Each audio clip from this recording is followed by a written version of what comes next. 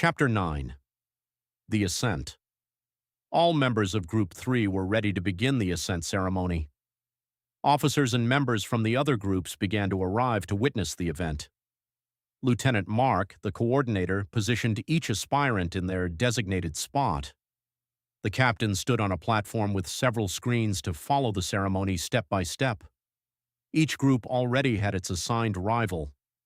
The dynamic was simple. The first group faced the second, the third faced the fourth, the fifth faced the sixth, and the seventh faced the eighth. Commander Jacob kicked off the eliminations by offering a few words of encouragement, wishing the apprentices good luck and reminding them that this was just one of several ceremonies in which they could participate, so they shouldn't be discouraged if they didn't succeed this time. The first battle didn't last long because the second group was well organized and strong, quickly defeating the first group. One of the members of the winning group had experienced this before, so he instructed his comrades well, allowing them to advance to the next round. For Max's group and their opponents, this was their first attempt at ascent, and they were all noticeably motivated for the encounter. They entered the battlefield, which contained metal columns, small grassy fields, running water, and other elements to be used in battle. The 6 members of Group 4 immediately took their fighting positions, guards up, waiting for the signal to begin. With a few gestures, Max coordinated with his friends to fend off any attacks. When the starting bell rang, 2 girls from the opposing group quickly conjured binding runes to restrain their nearest opponents. They dodged the runes and executed the main plan, which required each member to face an opponent one-on-one and win the match. Charlie used his field movement rune to separate his opponents and fulfill his strategy, which only partially worked. Peter and Michaela were the only ones who couldn't have their battle. They had to face another pair. Violet would face the captain of the opposing group, an average height boy with a shaved head who started the fight by summoning a pack of snow wolves. Violet, on the other hand, created a small protective dome from which fireballs emerged as she activated each stroke with extremely fast movements. The young man and the wolves were fast. While he struck the dome at a specific point to break it, the wolves served as his guard. Violet had to act quickly. Just before her protection broke, she released a powerful blow, directing its force and essence at the same spot her rival was striking. He didn't expect the counterattack and was hit with full force, flying through the air. She hurried to immobilize him before one of his allies could heal him. Using the same techniques the other girls had used at the beginning, Violet trapped the captain of Group 4. Then she went in search of her comrades to provide support. Meanwhile, Charlie was fighting his opponent, a tough girl despite her small, slender figure. Like him, she had the same elemental affinity and had mastered runes that made her body as heavy as a sack of rocks, making her difficult to lift or push. He blocked her attacks with a protective technique, but she didn't give him a chance to break her guard. The fight was all about brute strength and tenacity. She conjured a rune, and nearby rocks formed armor, allowing her to match his strength. Neither of them gave in during the pushing duel. Remembering his group's practices, Charlie used his opponent's strength against her. With a small movement, he made her lose her balance, lifted her into the air, and threw her against a wall. The blow was so strong that she was out of the fight. The big guy learned not to judge opponents by their appearance. Peter dominated his fight, and his rival couldn't keep up. He landed blows at every opportunity and provided enough support for Michaela. However, the uneven field prevented him from gaining a better position. The boys' opponents stood back to back, conjured several fire element runes, and went after their opponents. Peter noticed that the attacks weren't directed at him specifically.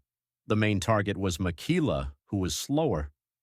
Peter managed to pull her out of the impact zone but was injured by a few blows, which made his space jump technique no longer viable. Michaela covered him with a basic protection dome. She decided to use her partner's specialty at least once.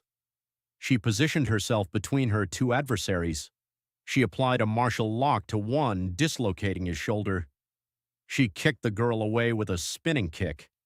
Simultaneously, she traced binding runes to immobilize her. When she approached her friend to check on him, she found that Violet was already healing his wounds. Vivian was having some trouble because her combat-skilled opponent conjured a huge water serpent that shot powerful jets and served as a shield. Vivian used the deteriorating space and the cracks scattered around it to her advantage. Her rival dodged the attacks with difficulty and shouted angrily at her to stop being a coward and fight face to face. Seeing herself in a favorable position, the twin jumped high into the air and conjured light arrows. However, with a movement of its tail, the serpent covered its user. On the verge of losing the fight, the user conjured a mouse-shaped rune that activated others where Vivian had hidden. The other girl fell into the trap and was caught in a chain reaction. The serpent had consumed much of her energy and she couldn't escape. Several chains bound her. Fireballs evaporated the huge serpent and electric shocks left her rival unconscious. Max was focused on his fight. His opponent had mastered the air element, using it to make agile movements and very high jumps. Every shadow attack missed. When they fought hand-to-hand, Max couldn't even scratch him with Umbra's sharp claws. Max had to stay calm and conserve energy until he could identify a pattern or signal to counterattack. By observing the boy's essence flow, Max noticed that the symbols engraved on his skin were tattooed runes that increased the speed of his techniques when activated. That's why wind was expelled from his limbs with no apparent strikes. Max thought he had to exhaust his opponent to have a chance. Shadow slashes began to emerge from his claws. As expected, his adversary quickly dodged them, showing perfect control of his fighting style. At first glance, it didn't seem to tire him, so he began to return wind attacks from a distance. Max covered himself, dodged, and launched slashes. His situation didn't improve, so he decided to try something he had only practiced in his mind. He reached one end of the battlefield and teleported behind the other boy, managing to land a blow. The other boy cushioned his fall with a wind rune. He quickly positioned himself behind Max, who covered the attack with shadow. However, he didn't notice a wind blade heading straight for him. Instinctively, he teleported again, and his opponent received the impact and fell to the ground, defeated. The members of Group 3 regrouped and were declared the winners. They were exhausted but satisfied with their achievement. The second round would come after 2 more fights. Groups 5 and 6 were next, and they took longer to leave the arena. Their members were highly skilled, constantly recovering with runes or swapping fighters to avoid fatigue. They knew what they were doing. After several minutes, Group 6 was declared the winner. Their endurance and level of combat strategy left everyone surprised. The last battle didn't happen because the captain of Group 8 surrendered. They claimed that they did not feel ready to face a full group of members repeating the ceremony. The captain had participated in 4 ceremonies without advancing, raising suspicions in Max's group. They let all the aspirants rest while selecting their male and female representatives for the next round. Michaela would go for the women, and everyone agreed. As for the men, Max thought Charlie was the best candidate because he was stronger and handled runes and techniques better. The big guy refused outright. "Buddy," Charlie began. "First of all, I'm pretty beaten up. The rock girl was tough to beat." "The wind guy wasn't easy either," Max argued. "You beat him at his own game with teleportation. You have nothing to worry about," Charlie reminded him. "I only have one of those moves left," Max noted. "Your essence levels are still quite high," Michaela stated. "I know you can do it." "I would do it," Peter said. "But as you can see, I'm injured from saving Michaela's life." "We'll give you tactical support," Vivian finished. "It's decided," Charlie said excitedly. "Michaela and Max will be our representatives." The round consisted of a pair battle with a 15-minute time limit. Only one member could remain standing to advance to the final round. This time, hidden runes would be scattered throughout the field that could be activated to materialize weapons or perform elemental attacks. Traps were placed throughout the field, and in this contest, the competitors would also be tested on their analytical skills and leadership abilities. Those not in battle could move around the field and provide their representatives with necessary information. To that end, the twins traced communication runes on everyone to avoid issues when passing crucial information. When the time came, Group 2 and their representatives entered the battlefield. The opposing girl was very tall with extremely long arms. Her name was Laura, and she was accompanied by Zach, an average-height, stocky blonde guy. They positioned themselves in the zone, and their comrades dispersed to the spots designated for informants. Makila and Max did the same. Their friends were already in position and paying close attention to their rivals' movements. Mark gave the starting signal and the clock began to run. Without thinking, Max launched his shadow blades, and the opponents quickly conjured protection runes to avoid them. Meanwhile, with a space jump, Makila positioned herself to attack. As the rune's effects ended, she struck Zach. He was skilled in hand-to-hand combat, which made him difficult to defeat. Laura jumped high and conjured attack runes with both hands aimed at Max. He initially covered himself and then responded to her attacks.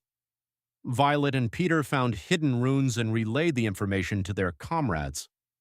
Vivian focused on observing her opponents, coordinating with Charlie to prevent them from reaching another point and encouraging the search for more runes.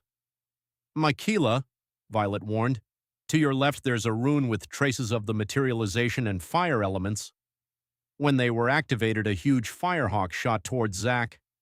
However, his partner found an earth rune that created a shield to protect him. Max took advantage of this to launch a shadow orb that hit the girl and sent her flying. Zach went after Max to avenge his partner. His blows were strong, but thanks to Umbra and the protection technique, Max barely felt them. Meanwhile, Makila was about to bind Laura when she found a healing rune and returned the attack, trapping Makila. Now it was 2 against 1. Max had to hold out until he could free his friend from the chains. He created 2 swords with his hands and cautiously attacked his opponents, though he still found it difficult to handle the weapons.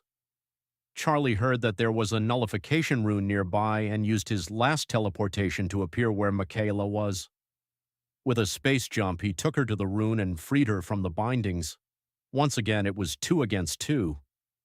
Half the time had passed when the rival group found trap runes and separated them again. Now it was Zach and Laura against Makila. Max saw an attack that would leave his friend unconscious, so he planted his claws in the ground. They quickly covered and protected her. When the claws disappeared, Makila finished conjuring a rune that created an energy orb which hit Laura, knocking her out for good. Before Zach could react, Max used teleportation to deliver a devastating blow to Zach's abdomen, declaring Group 3 the winner. "I thought you only had 3 teleportation moves," Makila said, amazed. "Me too," Max replied, even more surprised. "It seems I can extend the shadow further." "That will help us in the final round," Charlie exclaimed. "Great job, everyone," Max said, exhausted. The final battle between Group 6 and 7 has begun. Experience was crucial in this encounter. The veteran captain and his partner had a clear advantage. Their other comrades knew how to react quickly, and all of the team members were engaged in combat. However, only the male representative made physical attacks, while the female representative prepared defenses and conjured runes. The opposing team's representatives couldn't keep up. Even their communication runes were intercepted, creating confusion among them. Group 7 won and advanced to the final part of the ascent ceremony alongside Group 3. They were given until 6 in the evening to rest and prepare for the final challenge at the largest training dome. Group 3 rested briefly before heading to the designated location for the true ascent ceremony. On their way, they encountered the other finalist group. Their captain had a grim expression and disheveled appearance, and wore a mask covering his nose and mouth. "I look forward to our encounter," he said to Max, ignoring everyone else. "You won't beat us," Charlie exclaimed, annoyed. Ignoring him, the captain and his comrades walked away. They all had similar expressions and moved in unison as if they were telepathically connected. "What a rude guy," Charlie shouted angrily. "Let it go," Makila said, trying to calm him. "That was weird," Peter said. "Why does only he speak?" "And they look lost," Violet added. "I have a bad feeling," Makila shuddered. As long as we fight together, they can't beat us, Max encouraged his comrades. Everyone smiled and headed to the Great Dome. There they found their spots in the middle of the dome. The lieutenants were there too, including Ryan. Mark waited until exactly 6 o'clock to close the hall and explain the ascent ceremony. From this point on, the evaluation will be individual. There are only 5 spots available for advancement to each of the guard squads. Throughout the test, the lieutenants present will choose one of you to face them, test your skills, and determine if you are fit to belong to any squad. You might face more than one of us and attack anyone present, including your comrades or members of the other group if necessary. Every action will be carefully evaluated. At the starting signal, everyone dispersed across the battlefield. The lights began to change colors and several structures moved to create small spaces for the fights.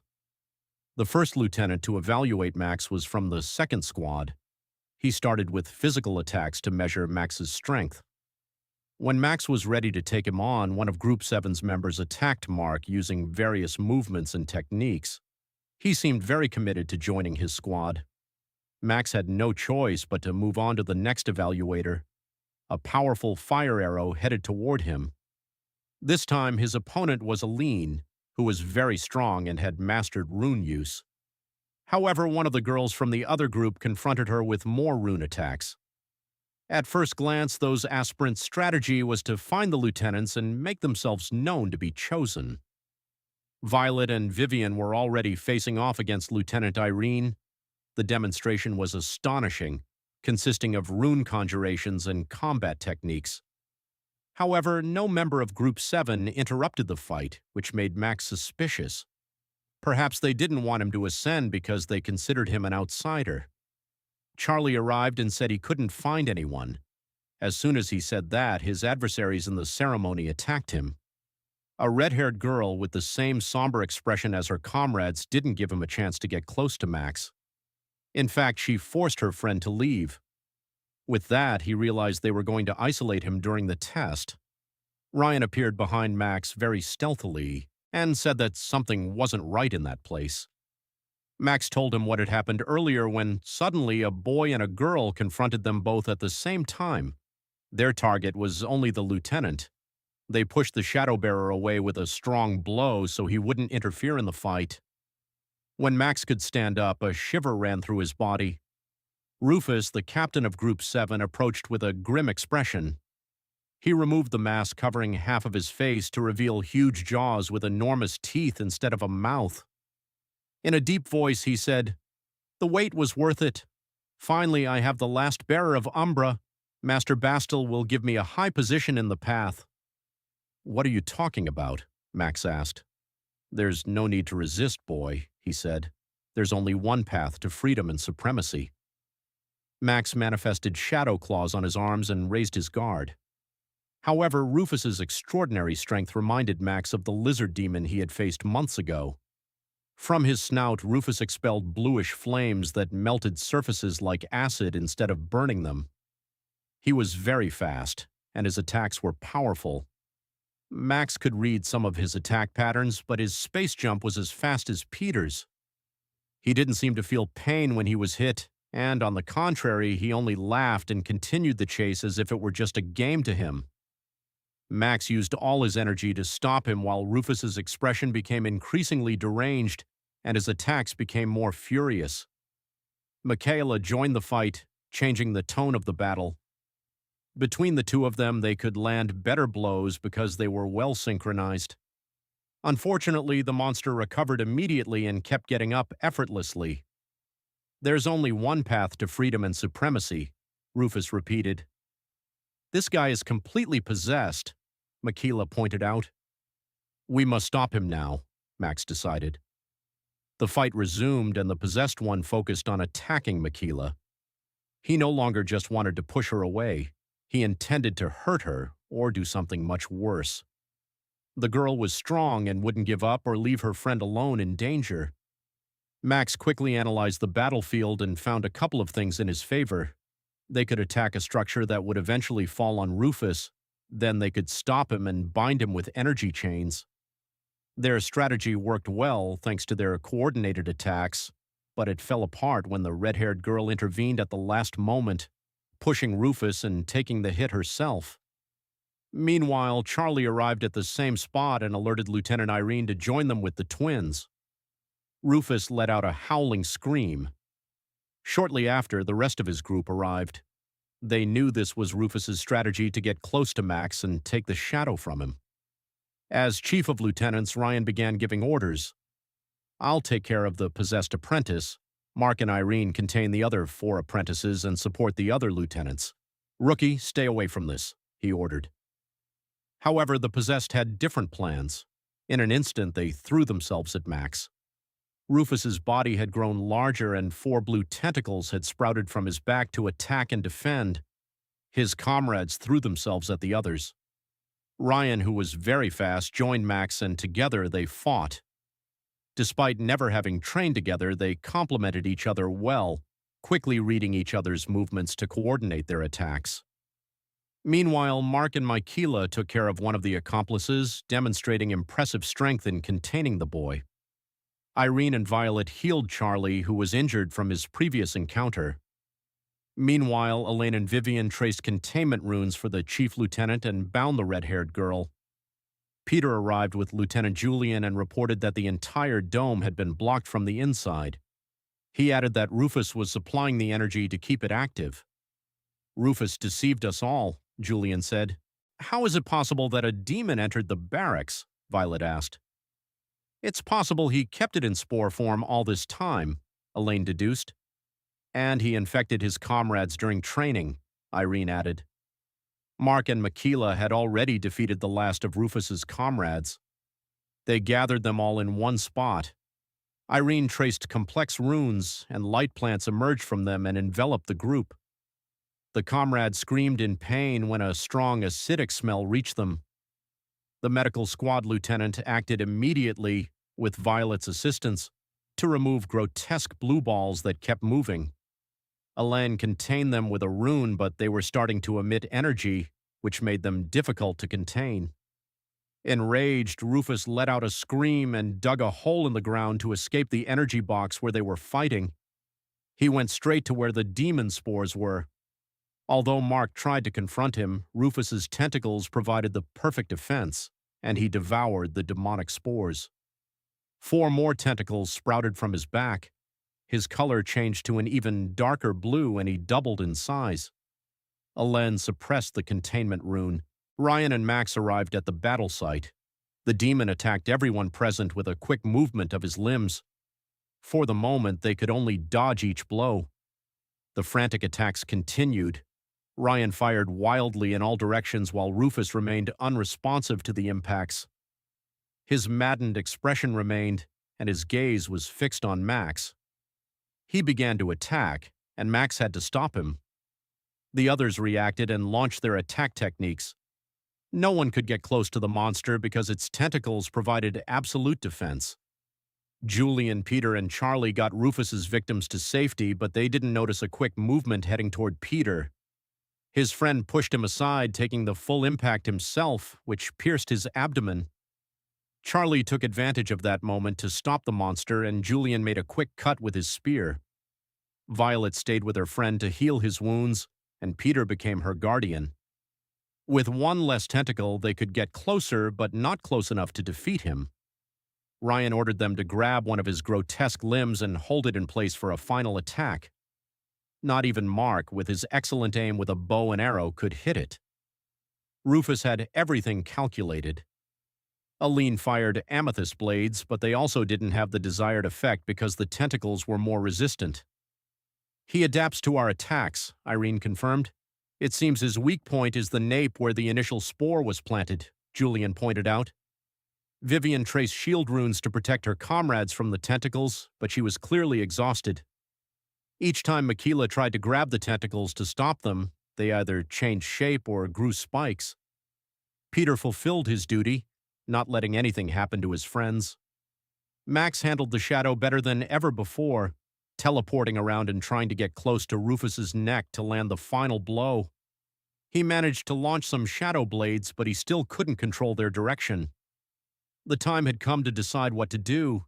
He had no more time to waste. He closed his eyes for a moment, letting Umbra flow through his entire being. He felt its essence and saw how the shadow crossed his body. He took a deep breath. When he opened his eyes, he joined his hands slightly, and the shadow moved from his arms and took a different shape. Seeing this and feeling Max's great power, the others continued attacking to give him more time.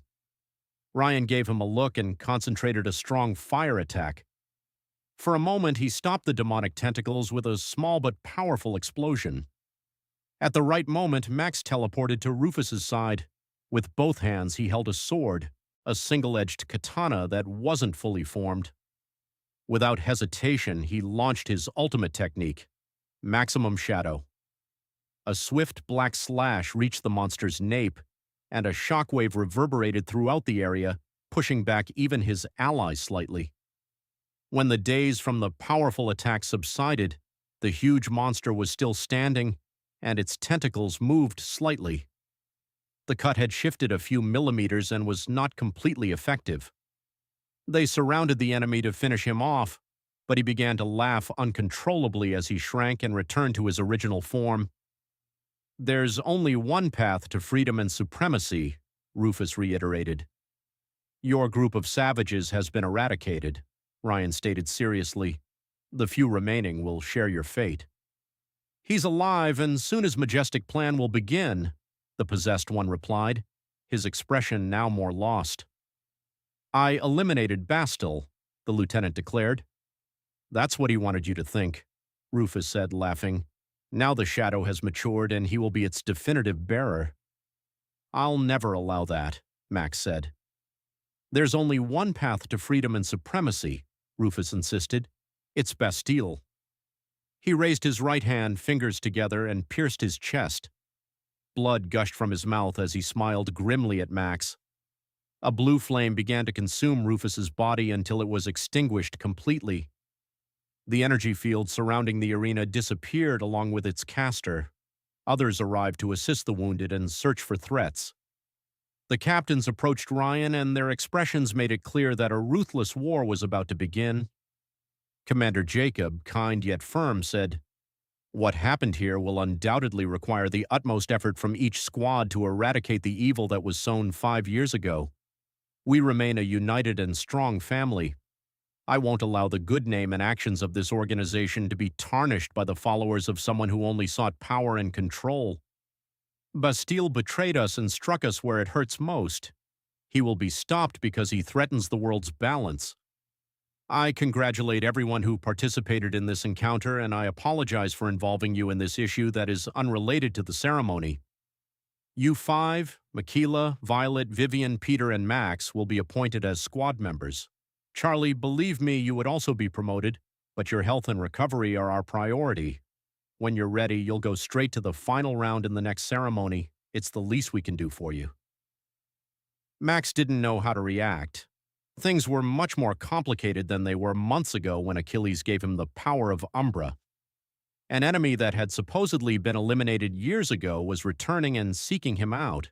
Mastering the shadow with more precision brought him face to face with this individual. Who was he? What happened 5 years ago? Lost in his thoughts, he didn't notice his comrades' joy over the results of their training and unity. Despite his injury, Charlie was the proudest and shouted so loudly that he woke Max up and brought him back to reality. He was now an official member of the Guard, and his desire to protect people was about to begin.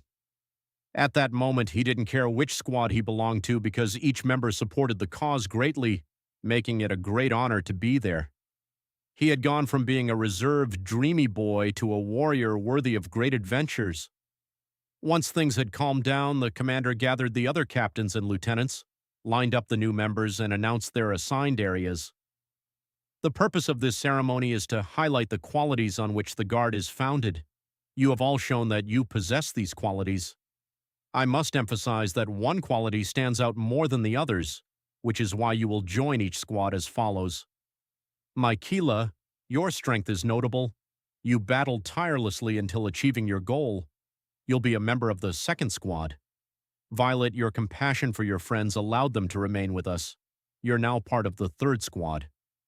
Vivian, your curiosity led you to learn many things during the fights, and in the end, your efforts bore fruit in victory. You will join the fourth squad. Peter, your speed, both physical and in reaction, demonstrated your intelligence. You provided crucial support in deciphering the enemy, and the fifth squad eagerly awaits you. When Jacob's gaze focused on the young shadow bearer, there was absolute silence. Everyone was eager to hear the decision. Max thought he hadn't demonstrated qualities similar to his friends, and he felt he didn't deserve to be there yet. If it weren't for Charlie's injury, he would have another chance in the next ascent. Regardless of where he was assigned, he remained firm and would give his all to be a support. The commander solemnly began to speak. Maximilian Amory, you've exceeded our expectations. You may not realize it yet, but during the battle, you motivated the others to keep fighting. You never stopped, and your skills and abilities improved to the point that you could perform techniques of such an excellent level that you could defeat a high-level possessed with a single blow. Without a doubt, you've shown the greatest determination of all. It's an honor to offer you a place in the first squad of the Guard. My group has few members because not everyone can choose to be part of it. Our missions require the most determined and brave.